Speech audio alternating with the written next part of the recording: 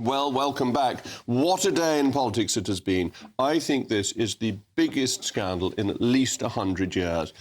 It is so rare to see in British politics a financial corruption scandal that goes to the heart of government. Peter Mandelson, as Secretary of State for Trade, was leaking government secrets to a foreign paedophile. At the point he was leaking it, it was already known that Epstein was a paedophile. He had been to prison for molesting a 14-year-old girl, and Peter Mandelson was telling him the innermost thoughts of Her Majesty's government. Then Keir Starmer appoints him Ambassador Extraordinary and Plenipotentiary to the United States of America. New Labour thinks the corruption within our politics has become so profound that New Labour thinks that it could appoint somebody to manipulate our relationship with the United States, even though it knew his relationship with Epstein had not finished when Epstein was found to be a criminal. Now, if you look at society, of course you can't know that your friends and your acquaintances and the people that you meet may have done things wrong in the past until they are found guilty by a court of law. People are entitled to the presumption of innocence until proved guilty. The problem with Mandelson is that Epstein had already been found guilty, and guilty of the most revolting crime. And Mandelson not only gives him secrets, but his then boyfriend, now husband, gets money from Epstein during this period. This is such obvious, deep-seated corruption. What does it compare to? It compares possibly to the Marconi scandal, when Lloyd George traded on inside information and there was a whitewash report to clear him. It compares to some of the scandals in the 18th century when we had a very different form of government and people made a lot of money out of being in politics. And it goes right the way through the system because Peter Mandelson is so important to the Labour Party. Only 3 Labour leaders since the early 1980s have steered clear of Peter Mandelson, and they were John Smith, Jeremy Corbyn and Ed Miliband. Ed Miliband's very interesting, and we may talk about him a bit later. Neil Kinnock, Tony Blair, Gordon Brown and Keir Starmer all allowed Mandelson to be an intimate of their operations, a key player. Starmer was very pleased with the appointment, thought it was going well, got the Chagos deal done, thanks to Mandelson's ability to charm Donald Trump, to get round him, to use his snake oil salesman techniques to get what the British government want. This seemed to be good. But Sir Keir Starmer knew, the public knew, it was on the public record that Mandelson had maintained his relationship with Epstein after Epstein had been found guilty. And this brings the scandal right back to the Prime Minister and to the Prime Minister's judgment. What was he doing appointing a man who had been disgraced several times for a financial scandal, for an influence scandal, and for dealing with a sex pest scandal as our ambassador? How degrading is that to the standing of the United Kingdom on the world stage? What can our friends in Washington think that the Prime Minister of this country thought it suitable to send somebody who was friendly, hobnobbed with a paedophile after he had been found guilty?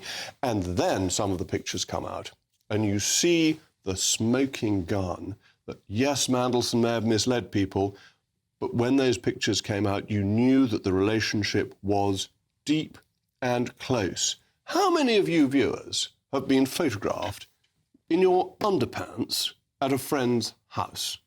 I think that's a very odd type of picture to have. I know you may not all be like me and insist on wearing a suit at all times of the day and most of the night, but isn't that just weird and sleazy? Doesn't that indicate a closeness of relationship that is strange, to say the least?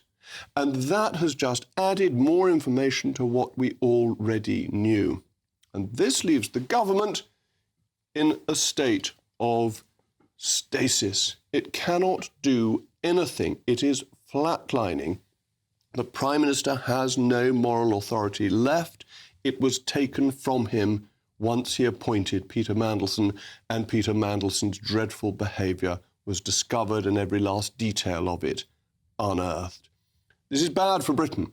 Let's not pretend it's good for our country to have our Prime Minister shamed in this way by the person that he appointed. It's terrible for the Labour Party. The Prime Minister's judgment shames Labour, but so does the influence of Keir Starmer in New Labour going all the way back to the 1990s. This is a scandal we should all remember. As our parents talked about Profumo and how that brought down Harold Macmillan, we and our grandchildren will talk about how Peter Mandelson brought down scandal, shame, ignominy upon the British nation and forced a Prime Minister out of office.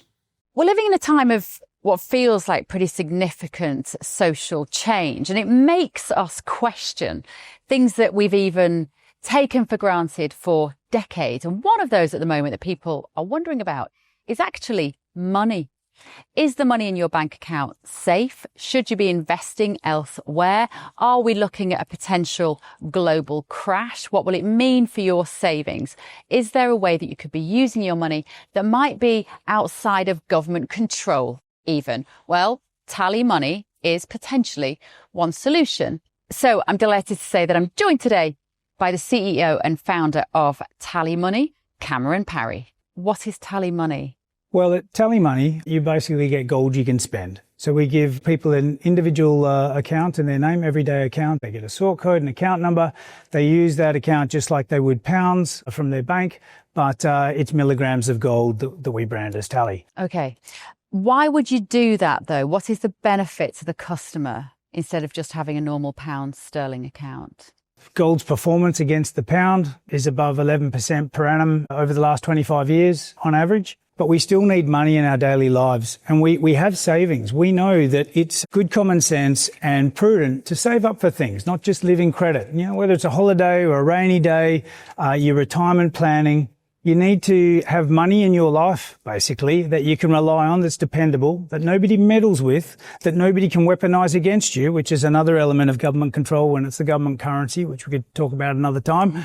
And it should be pretty simple and straightforward, and that's what we deliver at Tally. And really, we just want people to feel safe and happy with their money.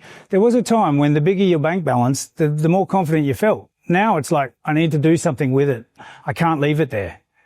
In Tally, you can. Okay, brilliant. Cameron Parry from TallyMoney, thank you so much. Thank you, Bev.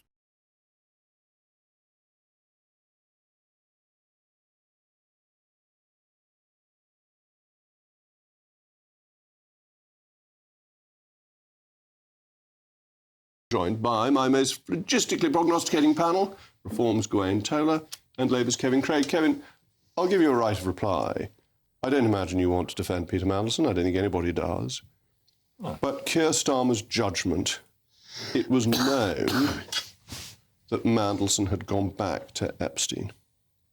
I'm certainly not going to defend Peter Mandelson, Jacob. I'm incredibly angry about what he's done. People throughout the Labour movement are absolutely seething. You saw that in Parliament today. He's a liar. He lied to this Prime Minister and his advisors. He covered up the shorthand for what you've just described. And the difference is the material that's come out since Saturday until now. All of that stuff, the picture you described of Mandelson in his pants, I mean, I can't believe we're talking about these issues really on a serious current affairs show. The nature of Mandelson's relationship with Epstein, the detail of it. What I've heard just in the last couple of hours from government is that they're going to be very happy to publish documents that show how Mandelson lied and how he misled people. And I'll say one thing, Jake, because I didn't really agree with everything you said, the tone of it. I believe that Tories like you and reform people like Gawain are decent and are in public service for the right reasons. And why Mandelson makes me so sick is that he's bringing this down on everybody. There have been other political scandals, you know, Tory peers taking millions in COVID, reform Russian money. But I don't think that's what you two represent. I don't think that Labour is represented by Mandelson. And I want this, you know, Labour will show everything to show that the Prime Minister is an honest man and Mandelson is a villain.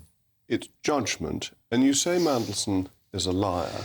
Yeah. Everyone has known Peter Mandelson is a liar right back to the early 1990s. That's been his whole modus operandi. That's how he spun. That's what spin was about. So people can't be that surprised that he turns out to be absolutely banged to rights as a liar. Well, the detail of it, Jacob, is that there's new information, and it's the new information that shows how he fell below the standards of anybody in representing our country. And that's what's going to be shown when the documents come. And I'm glad today in Parliament there's been a good discussion, and it's going to all come out as long as it doesn't infringe on national security or any legal proceedings, and it will show the process. And I think transparency is great. And Starmer and his team are very, they have acted very quickly on this, in my opinion. Well, Graham, let me bring you in, first of all, on the judgment of Starmer to appoint Mandelson. Secondly, on the documents coming out, because late in the day, the police seem to try and think they could overrule Parliament, which I think is pretty arrogant, and the police should not try and interfere with parliamentary proceedings. Look, the whole Mandelson thing, I knew him very briefly in Brussels. He's terribly charming, terribly effective. He's brilliant in many, many ways, but deeply, deeply flawed. But we've known about these flaws for decades. Starmer's revelation that he was aware that Mandelson had been staying in Epstein's flat before he appointed him, I think, is catastrophic. However, I think one has to applaud Lindsay Hall. He's not William Lenthal, but it is a bit eyes to see and ears to hear, and well done. Well, it's a fundamental part of our constitution. Yes, it is. But sometimes people forget that. And I can applaud Lindsay Hoyle for his rejection of the police argument, an argument being made by the Prime Minister in Prime Minister's question times. I don't have to do this because the police discussions will all the rest of it.